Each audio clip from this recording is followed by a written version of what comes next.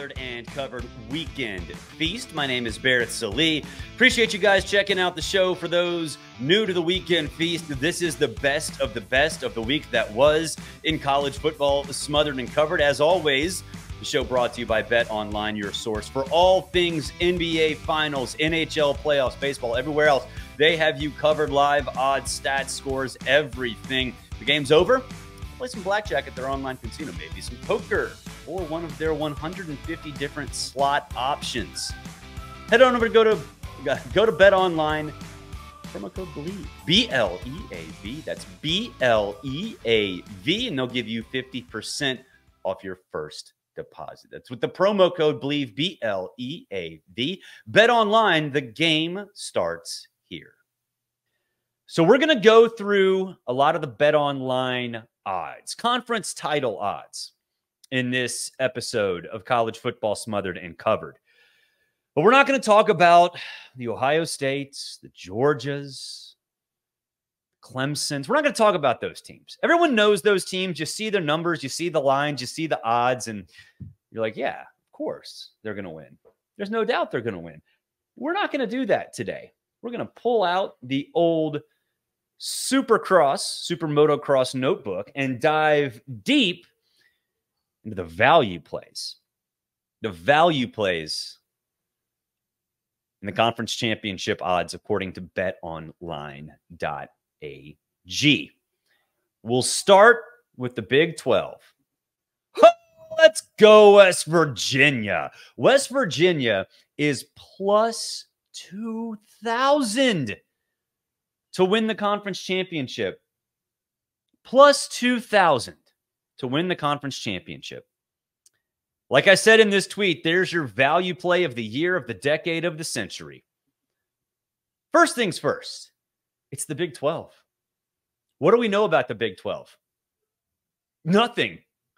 We don't know anything about the Big 12, except that Colorado's going to have no shot, despite what other podcasters, other analysts think. If you don't know what I'm talking about, look at my replies on my X account. You'll see I replied to one making fun of said hairline. But aside from the good teams, aside from who can make a TCU-like run, we have no idea. Could be Kansas, could be Kansas State, could be Oklahoma State, could be Utah. It's one of those conferences where you just kind of throw your hands up and say, I don't know. Someone's got to win it. Someone's got to win it. Now, me personally, I think it will be Oklahoma State. However, would I be surprised if they play West Virginia in the Big 12 title game? Nope. Is West Virginia capable of putting together 60 good minutes and winning the championship? Yep. If you don't know Garrett Green, get to know Garrett Green. If you look at all these Pro Football Focus top quarterbacks of the 2024 season, you're going to see Carson Beck. You're going to see Quinn Ewers. You're going to see those dudes. On every single one, you will see Garrett Green. And a lot of you are probably like, who the hell is that? Well, he's one of the best quarterbacks in the country. And he's in an offense that is perfect for his skill set.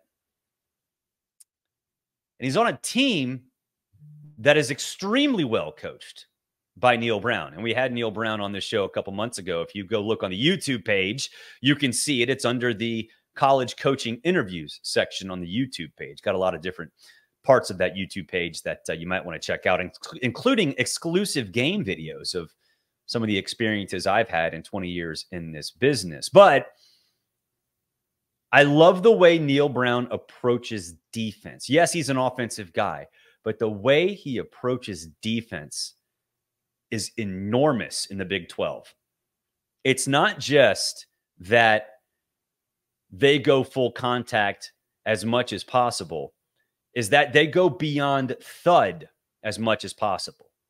Fundamentally, they're extremely sound defensively because they're well coached. So if you have an offense like West Virginia has or will have, and you get just enough defense, or you're just one of the better defenses in your conference, in this case, the Big 12, that's a recipe for success. And that's exactly why I think West Virginia will be successful. Now, how will they be successful enough to make it to the Big 12 championship game and put themselves in position to have 60 good minutes? Well, you got to look at the schedule, right? They got to go to Stillwater. That's tough. But who are the two of the teams that I think all of us expect to be ranked in the top 25 preseason? And if you're ranked in the top 25 preseason as a Big 12 team, you're considered one of the possible conference champions. Well, Kansas and Kansas State are going to be two of those teams. I think both of those teams will be ranked in the preseason top 25, according to the Associated Press. They got to go to Morgantown. Both of them have to go to Morgantown. And I think everybody in college football knows just how difficult that is. There's a reason we always talk about West Virginia fans burning couches after wins, because they're crazy, because they're lunatics, and because they have the passion that top-tier programs have to have in order to be perennial contenders. And I think that West Virginia can be a perennial contender in the new look Big 12. I truly believe that, especially with Neil Brown, especially if they get quarterbacks to succeed beyond Garrett Green. But so you have to look at the schedule. And yeah, there are teams ahead of West Virginia in the Big 12 odds on BetOnline. A lot of them, in fact. But if you're telling me plus 2,000 on a West Virginia conference championship, I'm in. 100% in. No bones about it. Sign me up. The next team we're going to talk about, we're going to go to the ACC. And kind of like the Big 12, you throw your hands up if you're talking about the ACC and say, I have no freaking clue. Is Miami going to be better? It needs to be. We talked about this yesterday in the show, how it needs to be better. Otherwise, Cristobal's getting fired. Is Florida State going to be able to rebound from roster attrition? We have no idea, but they have a lot of it. Is Clemson going to recapture the magic with Cade Klubnik taking the snaps? I think they might. But am I sure of that? No. So you got to look beyond those teams, those three, because I consider them the big three, right?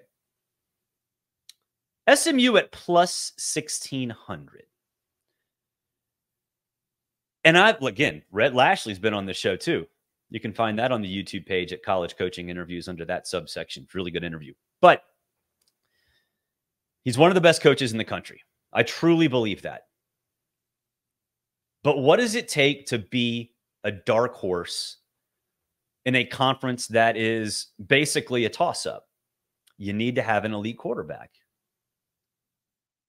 SMU's got one of the best quarterbacks in the conference right this very second in Preston Stone, as long as he's healthy. Do you know about Preston Stone? You don't? You should.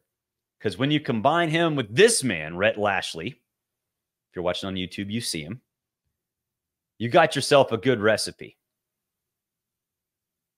I've talked to a lot of coaches throughout the years, really since, not really, but I've talked to a lot of them through the years, but since realignment happened in the late 2000s, early 2010s, you know, a lot of them talked about how difficult it was to even have a roster that's capable enough to compete at the Power 5 level, now Power 4 level.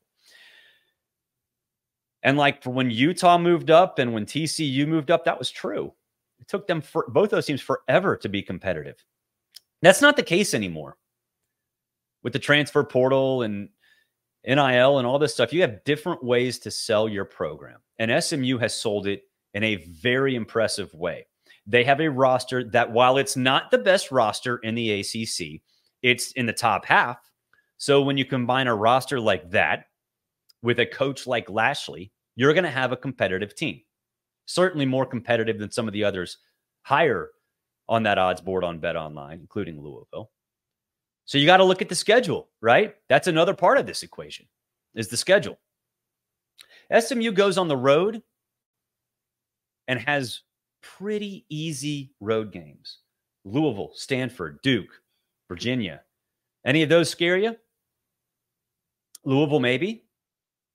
But you always got to look at road games and say, where is the pothole? I don't really see one. And the biggest home game is Florida State. But besides that, it's a relatively navigable home schedule. So all that combined, when you have a great quarterback, a great coach, a roster that's top half in your conference, and a schedule that's forgiving, do you have enough juice to make the conference championship game? You do. Is SMU good enough to put together 60 good minutes against a better ACC team? Absolutely it is. 100%. I'm fully on board with SMU being relevant in the ACC because it's easier to replenish a roster and get one that is capable of contending in a Power 4 conference immediately. The Power 4 conference that it will be contending in isn't that good, and the top-end talent, the important talent for SMU is there. So I love the Mustangs in the ACC. Plus 1,600 all day, all night, all evening long. Shout out to Kilo Ali. All right, Big Ten. We've talked about the Big Ten a lot in terms of the sort of tiers that exist in terms of conference championship odds. It's Ohio State, Oregon, and then to a lesser extent, Michigan and Penn State. And then it's the Grand Canyon down to everybody else, that everybody else starting with USC at plus 2,000. So I think the easy answer for this in the Big Ten is to say USC, because we're sort of programmed to think that, right? It's Lincoln Riley, it's USC, they got some talent. No, it's not USC. They don't have the value. In fact, I think they're overvalued at plus 2,000. Plus 3,300 is Iowa. That's right, the Iowa Hawkeyes. Best value play in the Big Ten. It's pretty easy to explain why. It's defense, defense, defense, defense. Iowa's got that. They have it for days. No matter what the roster turnover is, they have it for days. They've got a Broyles Award winner calling the shots, and they've got an identity that everybody knows. And they can execute that identity, I think, better than any school in the country. It might not be flashy, but they know who they are, they succeed at who they are, and they continue to build off that every single year. So I guess the question then is, aside from the punter, where are they going to succeed at offensively? Because punter's kind of an offensive player, especially for Iowa. They've got Cade McNamara. A healthy Cade McNamara is pretty good. They've got a guy in Brendan Sullivan who they are excited about too. It's not healthy at quarterback for a variety of different ways, both literally and figuratively. But what are they going to ask that guy to do? Not much.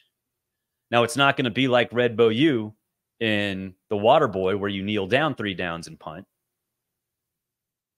But is Iowa going to be effective enough to put themselves in position where teams have to go 80 yards to score on them? Yeah, I think they will be. So then you got to look towards the schedule, right? The toughest road game is Ohio State. That's a loss. Chalk it up. That's a loss. No doubt about it. Write it in Sharpie if you want to. That's a loss. Their toughest games are at home beyond that. And it's Washington and Wisconsin. It's a tough place to play, man. And are we buying Washington and Wisconsin? Washington with like everybody gone, 2 returning starters. And Wisconsin still don't know what they're going to be under Fickell. I'd say Iowa will probably be favorites in both of those games. So again, sort of like SMU and sort of like with West Virginia. Is Iowa good enough to get to the Big Ten championship game? With the right landscape, it's a possibility. It's not a probability because I think it'll be Oregon and Ohio State. But is it a possibility?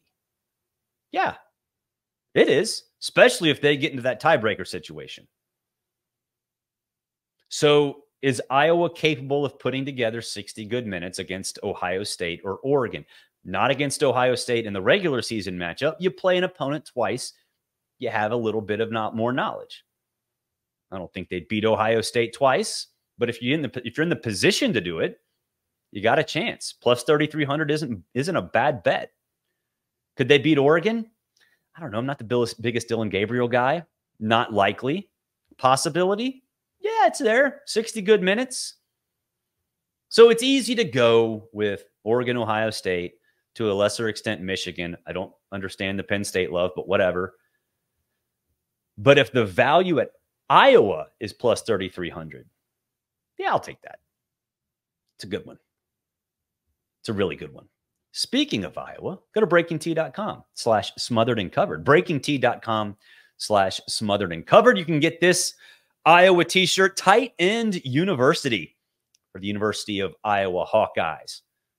It's one of several Iowa shirts you can get over at Breaking T. Surprise, surprise, a lot of them recently have been Caitlin Clark shirts.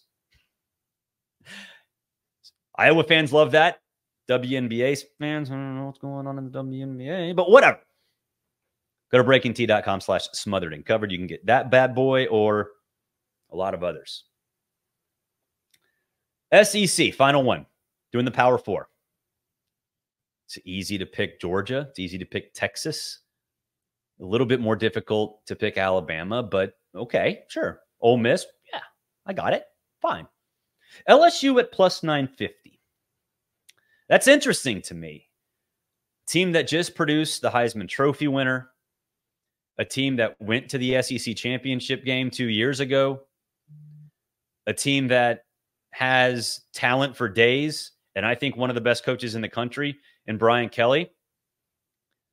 And they're middle of the pack in the SEC and conference title odds. Interesting. Sort of stroke the beard a little bit. Very interesting. Look, the defense can't get worse. I mean, it really can't. You have Blake Baker, too. He's a really good defensive coordinator. You still have a talented group, Perkins included. Is it going to be the best defense in the country? No. Is it going to be average? Maybe. But even if it's slightly below average, is that enough for LSU to be a contender in the SEC? Damn right it is. Because the offense, even without Daniels, even without Denbrock, even without Neighbors, like it's a Brian Kelly offense. Brian Kelly offense is that he knows what he's doing, no matter who the offensive coordinator is. He knows what he wants, and generally speaking, gets the players and more importantly, the coach who implements a scheme that fits his goals. He's very good at that. Now, LSU's not going to have the offense it had last year. It's going to take a step back. How much of a step back? That's going to tell the tale on whether LSU is a contender or a pretender in the SEC. At plus 950, BetOnline and a lot of these other sports books out there are basically saying, I don't know. I don't even know either. I don't. But what I do know is that if they do get enough offense and Garrett Nussmeier does perform at the level that a lot of NFL folks seem to think he can play at, and he uses that great group of running backs, and he finds some of those new receivers and supplements them with guys he knows, like Lacey, could they be one of the top two teams in the SEC? Yeah. Yeah, they could. The schedule helps them out too. Toughest road game at Texas A&M. Just saying, the path is there for LSU. And if they get to Atlanta, are they capable of putting together 60 good minutes and beating Georgia, beating Texas? Yeah, they are. You guys need to chill out with the criticism of Clemson coach Dabo Swinney. It has gotten out of control. We're going to play this, then we'll come back. Guys, it's Braden Jacobs checking in at Clemson's official visit weekend with my best friend and head coach, Dabo Swinney. Hey, and I'm Coach Dabo Swinney, Clemson football, hanging out with Braden Jacobs. The best. 5-star. You 5-star? You're 5-star. I should be a 5-star. You're a 10-star. 10-star in my book. What do you think? You ever seen a bedazzled football? I've never seen a bedazzled football. First one. Hey, and you know, we got another. Well, he's on the other side, so yeah, well, is it okay to be in your? Is it okay for Mark to be in your video? Still going to Clemson. You be in the video? Yeah. A lot of battles between these two one day. A lot of battles. A lot of battles. Always be the best place to go. Go Tigers. Okay, is that cheesy? Yes. Dabo is a cheesy guy. That video, a little cringe, maybe, but effective. That's how Dabo has built the program, relationships with his players. And I know what everybody said on the internet. Oh my God, he forgot Braden Jacobs' name. Ari Watford and Braden Jacobs committed the same week. Braden Jacobs is a highly touted recruit. It is abundantly clear in that video that it is part of the act. It's what he wanted to do. He wanted to have Braden Jacobs say his own name. What is with the hot takes, y'all? Is it because Dabo is a little different? Yeah. Is it because Dabo might not approach things the way everybody else does? Yeah. But it has worked for Dabo Swinney. It's why Clemson became a national power. And it's why I think Clemson can still be competitive this season. Dabo built the program in his image. And any coach who tries to build a program in somebody else's image is bound to fail. Dabo didn't do that. Dabo is himself.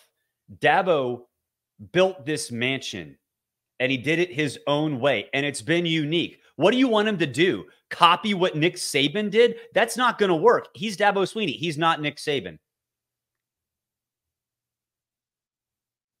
And so, yes, he approaches the transfer portal differently. He's an easy target.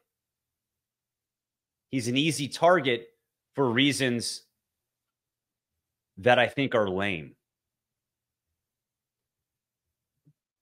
Is it because he's a little cheesy? Yeah. Is it because he's been reluctant and outspoken on how to manage this new era? Yes. Is it because he weaves faith into his program more than other coaches? Yeah. Who cares? Y'all should be better than that. Y'all should be better than taking the low-hanging fruit and criticizing Dabo Swinney for doing everything he did to make his program a national power. I don't care that he makes cheesy videos. A lot of coaches do that. I don't care that he's more conservative with the transfer portal. A lot of successful coaches are doing something similar. I don't care that he weaves religion into his program more than other coaches. That's who he is. And it's worked. And to say it hasn't after his first non-double-digit win season in more than a decade is lazy and irresponsible. We should be better than that as members of the media. You should be better than that as fans. Dabo's doing his thing, and he's doing it a way that he wants. He's being authentic. Isn't that what we want? And no, he did not forget Braden Jacobs' name. That's one of the dumbest things I've ever heard. Okay, the ESPN FPI is out. And I'm not necessarily one that thinks too much into this. You know, there are a whole lot of different metrics that go into all of these different rating systems. And I do think FPI is better than S&P Plus. I do think FPI gets it wrong a lot. And we'll talk about where they get it wrong right here. It is not at number one. And you can see, if you're watching on YouTube, you can see the top 25 here. But not surprised Georgia's number one. Carson Beck is one of the top 2 quarterbacks in the country. Kirby Smart won 2 national championships, might have been the best team in the country last season. The landscape just didn't evolve in a way where Georgia could make the college football playoff. But no surprise that Georgia is number one. Oregon at number 2. Okay, let's get into this Oregon thing. And my colleague over at SiriusXM, Jeff Schwartz, will probably hate me for this. There is no way that Oregon should be ranked number 2 in the FPI. I love Dan Lanning. I think he's one of the best coaches in the country. I love the fact that they've built that program from the inside out. That's exactly what you need to do, not only to be effective in the Big Ten, but also on the national level. However, if you're going to be one of the top 2 teams in the country, you have to have an elite quarterback. And I am not a Dylan Gabriel guy. I think he's good enough to get Oregon to the college football playoff because that's a much different conversation. But winning it, I don't know about that. To me, Dylan Gabriel is a stat monster. And there's nothing wrong with stat monsters. It'll help him move to the next level. It'll help Oregon win a lot of games. But when you have Ohio State on the schedule, when you're in the Big Ten, and you have a quarterback who's really good but not great, I don't think you can be considered one of the best teams in the country. It's definitely not one of the best 2 teams in the country. So I think it's clear that FPI has a different opinion of Dylan Gabriel than I do. And others out there like him. I like him. I think he's a good quarterback, but he's not elite. And so it's different now for Dan Lanning in Oregon. I think right now, the skill positions, they're still pretty solid. Maybe not what they were last year, but still pretty solid. Is Dylan Gabriel better than Bo Nix? The answer is no. So number 2 in the country, that is way, way aggressive for Oregon. And Jeff Schwartz, who's my partner on SiriusXM on Sunday mornings this spring, I apologize. Actually, I don't. We've talked about this before. All right, moving on. Alabama at number 5. For those who are not watching, Georgia, Oregon, Texas, Ohio State, and then Alabama. Okay. I've said this pretty consistently about the Crimson Tide and Kalen DeBoer. If you have a definitive opinion on Alabama this year, you are lying. There is absolutely no way anybody can have a definitive opinion on what Alabama is going to be.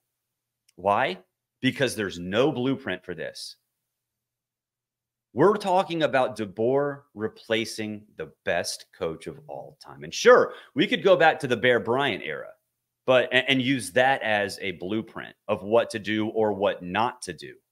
But this is a much different era. A much different era.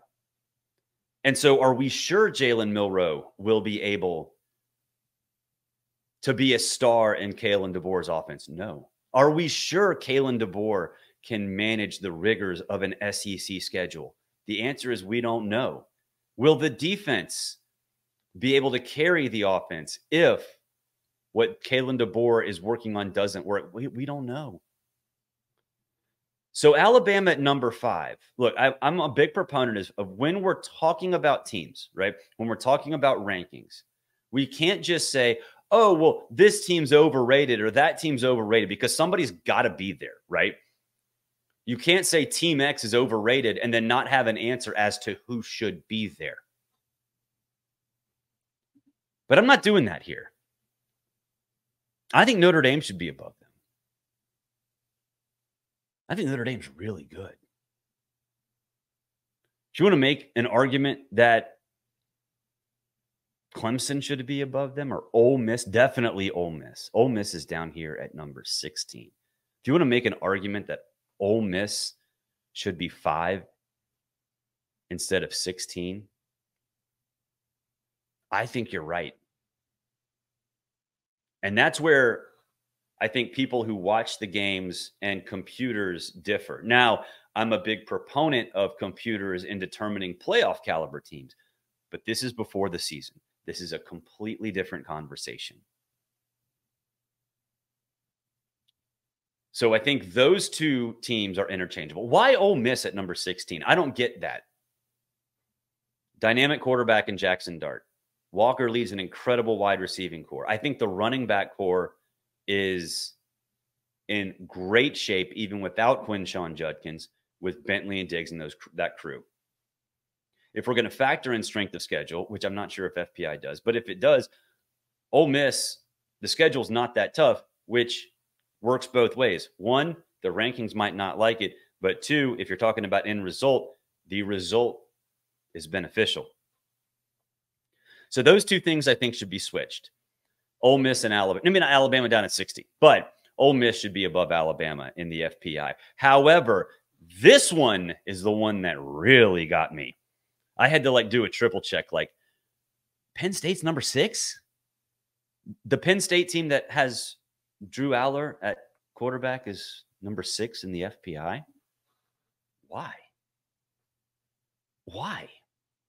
Did I miss the part in the offseason where Drew Aller became a dynamic quarterback and could complete passes 15 yards downfield? Or at least have James Franklin even attempt, call plays.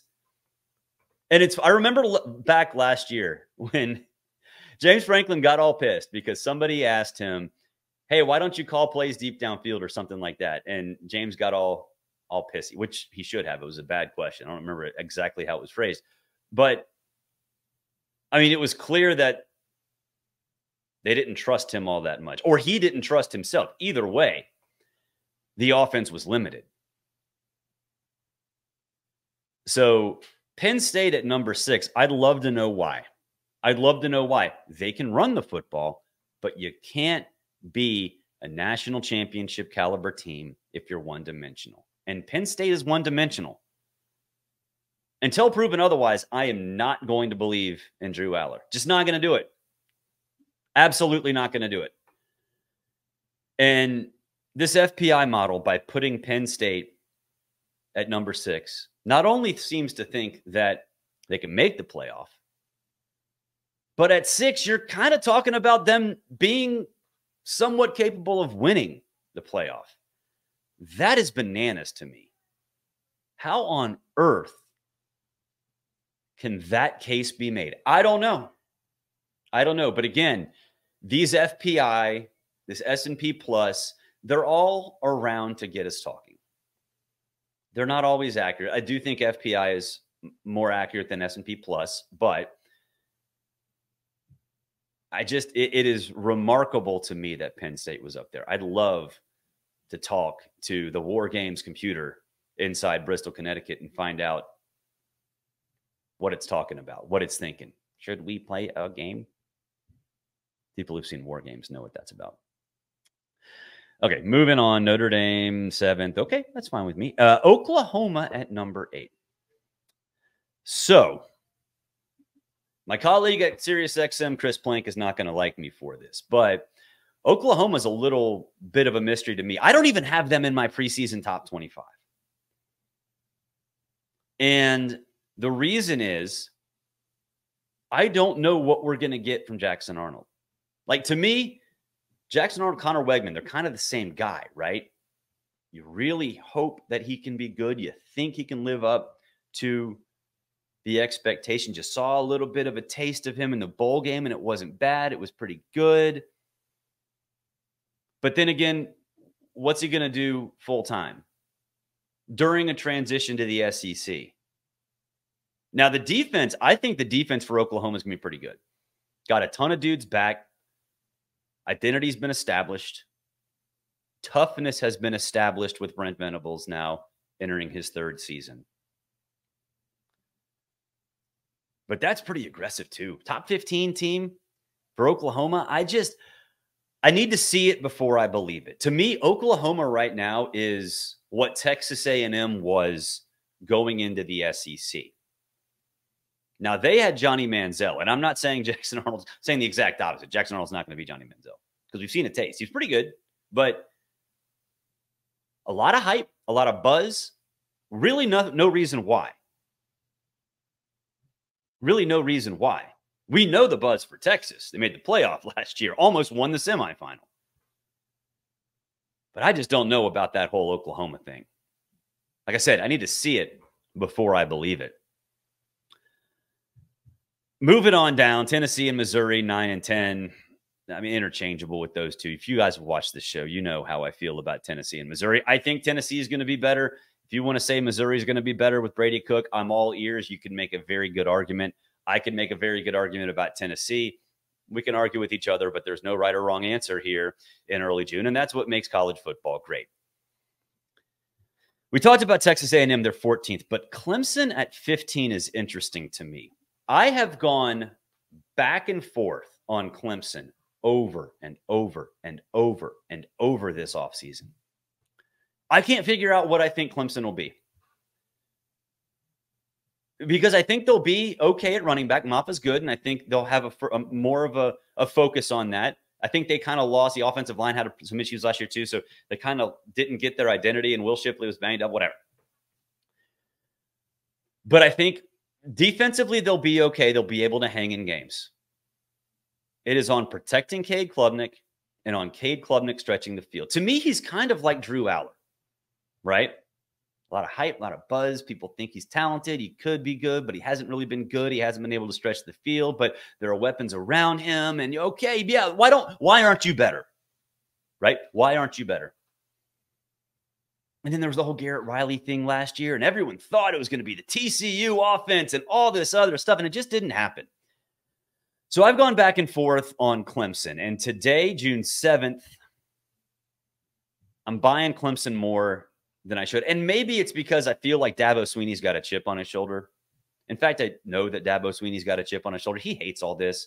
And if you go back and look earlier this week, I had a reckless rant on Dabo Swinney and the unfair criticism that gets levied upon him by lazy members of the media and I think fans who just kind of want to pile on. And there are several reasons why this happens. Go back and watch and listen to that reckless rant. You'll hear why. And there are a lot of people who got mad about this, including people in our industry. Got a lot of text messages, but I'm still right. But Clemson, to me, I think is at a crossroads. A 9-win season last year was the worst season they had in more than a decade. 12 straight double-digit win seasons comes to an end. That can be used for motivation, especially for players who were a part of it that are embarrassed by it. So right now I'm buying Clemson. Now, the biggest thing to me is, will they take the reins off of Cade Klubnik? Because I watched him. I know what he's capable of doing. I've seen it. But for whatever reason, it seemed like they didn't trust him last year. Now, another offseason as a starting quarterback within an offense that he has more comfort level in. We'll see what happens. I'm buying Clemson. I'm surprised they're down that low because I do think that computers will like them too. That's another part of this. I think for Clemson, I like them, but with all the stuff that's factored into the FPI and these other computer systems, I kind of figured the computers would like them better than maybe they do. All right, last one I want to talk about before you hit the bowls. USC at 18. USC at 18. Why? If a Lincoln Riley factor is involved, it should be the other way. Lincoln Riley is not the guy he's cracked up to be. Lincoln Riley is as stubborn as a mule and will not focus on defense, will not teach fundamentals in practice. And until proven otherwise, I'm going to stay on that stance because it's not just a USC thing. It's an Oklahoma thing. Now, Oklahoma had generational quarterbacks, and Lincoln Riley was a big part of the reason why. But why do they lose when they get to the playoff? Fundamentals, fundamentals, fundamentals, fundamentals, fundamentals. Lincoln doesn't teach them. So you're going to put them at 18 in the Big Ten? Are you kidding me? ESPN FPI needs to mix in some water. 18. Now, Auburn at 19 is funny too. But 18 for USC. I don't get that. I lied. There's going to be one more because Auburn at 19 is funny too. Are we suddenly believing in Peyton Thorne? Yes. Apparently. Did computer systems watch Auburn last year where Peyton Thorne at times got the yips like Chuck Knobloch? The yips like what happened with Tyler Matzik that almost cost him his career? Again, computers don't watch games. And again, I like computers when we're figuring out who's worthy at the end of the season. Beginning of the season, sometimes I throw my hands up like I have no freaking clue what you guys are talking about. The ones and zeros, man. Sometimes Peyton Thorne, the ones and zeros were about how many passes he completed in quarters. I don't know about that, man. Okay, so we're going to count down our top 5 rivalries, but we're going to have a 6th. It's going to have an honorable mention. And mostly because I don't think that it's going to have a lot to do with the national championship race. In fact, I don't think it'll have anything to do with the national championship race. But Florida-Miami, week 1, the Swamp. That is going to be a fascinating game on that opening Saturday afternoon. The narratives that develop after the Miami-Florida game are going to be tremendous, especially for the loser. We all know what Billy Napier's situation is at Florida. The schedule's impossible. He has not lived up to what the anticipated success would be. And a loss to a rival, especially at home, would be deadly. On the other side, you have Mario Cristobal. After what happened last year, lack of time management, all that stuff, you have a superstar quarterback, at least in theory. You've got a very experienced wide receiving core. You get a fantastic running back from Oregon State. This is supposed to be the year. And if it all crumbles in week 1, it's going to be a disaster. There's a fantastic X account called Message Board Geniuses. And it basically covers message board meltdowns. It's fantastic. Message Board Geniuses is going to have a field day with the loser of this game. And honestly, it's warranted. On the Miami side, if you don't beat a down Florida program, even on the road, when you've gone out and got one of, in theory, the top transfer quarterbacks, when you've gone out and got a 1,000-yard running back, when you have a path to the playoff, that actually is pretty open with the way the schedule sets up, and you eliminate that margin for error in week 1, the calls for Mario Cristobal's head will be everywhere. And on the flip side with Billy Napier, that schedule does him zero favors whatsoever. But I've said consistently, before you hit the bye week, before the cocktail party, and there are 5 straight, most likely top 15 games, which is just unfair. But before that bye week, before the cocktail party, there are 2 important games, the most important games of Billy Napier's Florida career. And that's Miami in week 1 and UCF 4 weeks later. Florida is not supposed to lose to little brother. And Miami is little brother. And Florida's especially not supposed to lose to the infant. And that's what UCF is, at least in the minds of Florida fans. I love UCF. I think they're going to be fantastic in the Big 12 this year. But in the minds of Florida fans, you can't lose that game. So what's acceptable for Miami? I think splitting those games is acceptable. I'm sorry, for Florida. I think splitting those games is acceptable. If Florida splits the Miami UCF games, if they are able to win one and lose one, then I think Billy Napier's okay going into that bye week before the cocktail party. That's when things get tougher. And that's when truly his job could be on the line. But it's that Miami game that really sets the tone for this season. So I have Miami and Florida as an honorable mention because I don't think the national championship race will have anything to do with it, but they're in-state rivals, and the narratives that come from that game are going to be tremendous. All right, number 5, the Egg Bowl, Ole Miss and Mississippi State. This will have national championship implications for Ole Miss, not for Mississippi State. The Egg Bowl is the most underrated rivalry in all of college football. When things get bad, they get bad. And I'm talking Hugh Freeze versus Dan Mullen bad in the mid-2010s. That was the fiercest rivalry in all of college football, and nobody seemed to notice. Now, in this day and age, it's a little different. It will be different. Mississippi State's rebuilding with Jeff Levy, and Lane Kiffin has Ole Miss cooking.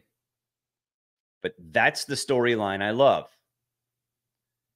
Because little brother in Mississippi State has a Lane Kiffin protege running the program. And Mississippi State folks hate to hear that their little brother, they are. And they've got one as a coach. But can he punch up? Maybe. I think Levy is in a tough spot because the expectations for Mississippi State are that they beat Ole Miss more times than not and make a bowl game, a good bowl game, every single season. That's going to be hard in the day and age of the SEC that also includes Texas and Oklahoma. But can you imagine what would happen if they wreck Ole Miss's season? And it's the Egg Bowl. You never know what's going to happen. So I've got that game 5th. And we talked about this a lot on SiriusXM on Sunday morning. What should the expectation for Ole Miss be? The expectation should be to make the college football playoff. Lane Kiffin's gone all in. He's gone all in on the transfer portal, retaining players. The schedule sets up well. But that game could ruin everything. Mississippi State playing spoiler and ruining Ole Miss in the season in which Lane has gone all in will make for fascinating television. And obviously, we know how the schedule is worked out, and we're not going to see it on Thanksgiving night, which I'm okay with. I know they're going up against a Black Friday game, but it's going to be interesting. Can't wait to see that. Fourth on my list, the Iron Bowl, Auburn versus Alabama. Usually this game's higher. Usually the Iron Bowl is higher in terms of the rivalries I'm most excited about. But this one is a little different. This one has much different storylines. Before, it was Gus Malzahn versus Nick Saban. Gus has had success. Then it was Brian Harsin versus Nick Saban. Brian Harsin took Alabama to 4 overtimes. Then it was Hugh Freeze, and now you have the 4th and 31 miracle. And now you have all of that stuff wrapped into a new coach for Alabama, a winner, a guy who has won everywhere, but he's never played in the SEC, and he's never seen a rivalry like the Iron Bowl. What are we going to get from Kalen DeBoer? If anybody tells you with any certainty, they're liars. So the mystery is going to be interesting. Auburn's not going to make the playoff. Auburn's not going to be in SEC championship contention when the Iron Bowl takes place a couple days after Thanksgiving. There's no way. Not with Peyton Thorne at quarterback. But for 60 minutes, can they be better than Alabama without the best coach of all time calling the shots? Absolutely they can, even in Tuscaloosa, because we just don't know what Alabama's going to be. So normally the Iron Bowl would be higher, but not this year. There are a lot of others, 3, in fact. I went to Auburn. I can count. I did math. That's about all I can do. Count to 5, or in this case, 6, because we added an honorable mention. But there are 3 games on top of the Iron Bowl that I am most excited about. Hey, you know what? Go to breakingt.com, breakingt.com/smothered and covered. This, my friends, is what you call a tease, because this is a Michigan shirt. If you're listening and not watching, business is finished. Michigan, national champions. You can get this shirt over at Breaking T. Go to breakingt.com/smothered and covered.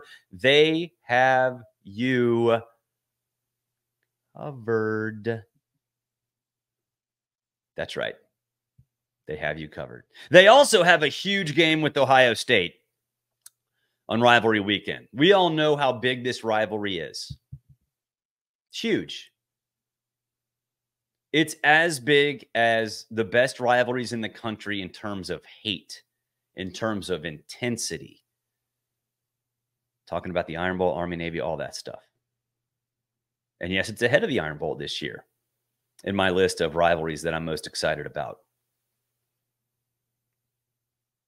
Michigan, we don't know about. They're a mystery. Yeah, they won a national championship last year, but mass exodus all over the place, right? You look at the odds, Ohio State's more likely to win the Big Ten than Michigan. So Michigan's still not getting any respect, despite the fact that the program owns Ryan Day. Ryan Day is a wholly owned subsidiary of Michigan football. Will that change in 2024? It's one of the biggest mysteries of the season. And so think about what this game will mean. If Ryan Day loses this game and doesn't make the playoff, he's fired. I am 100% convinced of that. If Ryan Day loses this game but makes the playoff, there are going to be some really conflicted Ohio State fans and some really conflicted Ohio State boosters. But if Ryan Day wins this game, gets the monkey off his back, if Ryan Day makes the playoff after going all in the transfer portal, you could be talking about a changing of the guard in the Big Ten, a return to normalcy. So there are so many different storylines that will emanate from this game. So many storylines.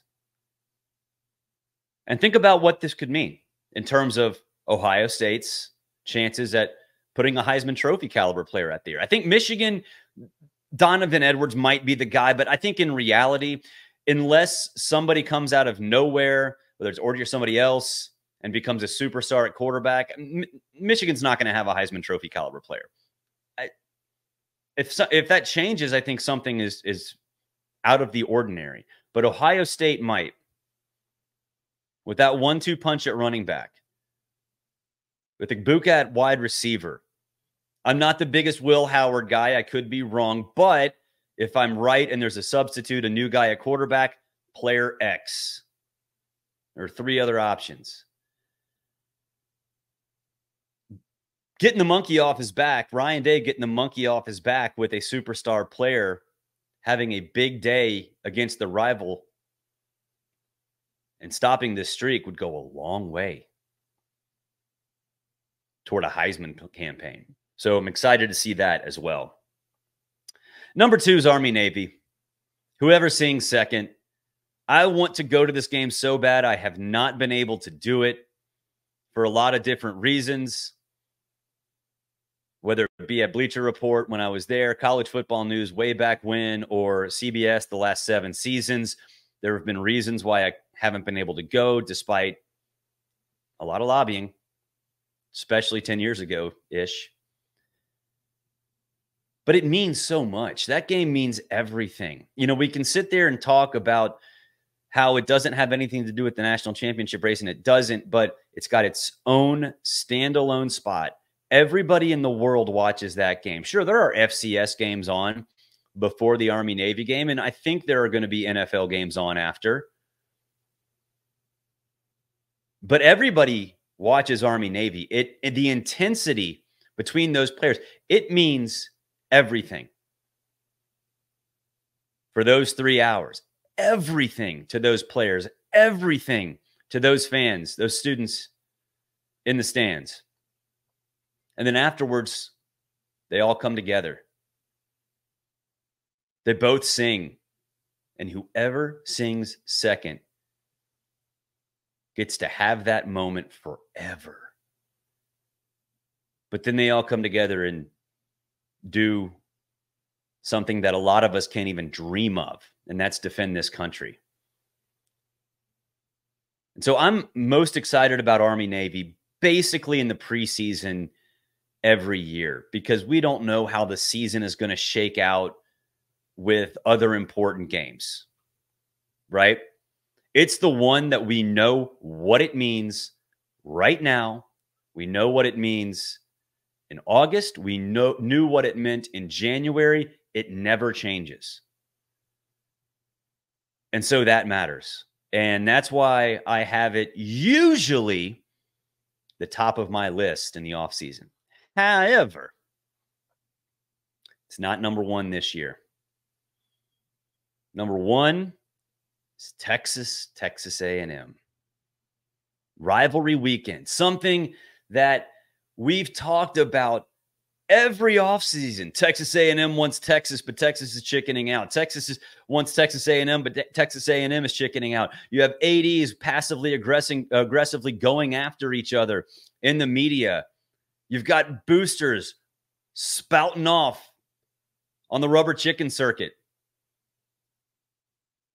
Finally, we get it. Finally, we have this game. And no, I don't think Texas A&M is going to have much of a chance in the SEC race. I think Texas will. And you can bet your bottom, top, and middle dollar that Texas A&M remembers that walk-off field goal from 2011 that ended the rivalry for 12 years. And they want revenge in the same place in which it happened. And can you imagine what would happen if at the same time they were spoilers and could knock Texas out of the SEC race, out of the college football playoff race? Maybe you ruin Quinn Ewers' Heisman campaign. Welcome Mike Elko into the SEC and welcome him to the program officially as a legend. They book in Notre Dame with Texas. What a debut for Mike Elko. It might not matter what happens anywhere else, But what a debut.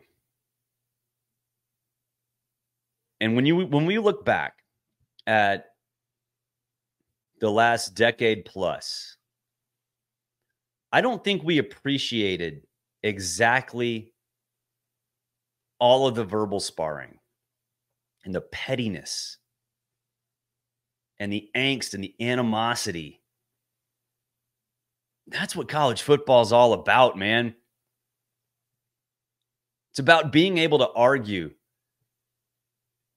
being able to tell that man at the other end of the office that he sucks, and him telling you that you suck. But you're not going to get into a fight. It's just all about passion. And that's what we had between those over the last decade plus. And now we're going to get it. All of those discussions will manifest themselves on rivalry weekend. And then for the next 364 days, somebody's going to be able to pound their chests and point to something, that game, the winner of that game, after those 60 minutes, as proof positive that they're the most dominant team in the Lone Star State. It is going to be phenomenal. That'll do it for this edition of the College Football Smothered and Covered Weekend Feast. Hope you appreciated and hope you enjoyed the best of the week that was in College Football Smothered and Covered. Of course, we are brought to you by BetOnline. Until next week, have a great week, everybody.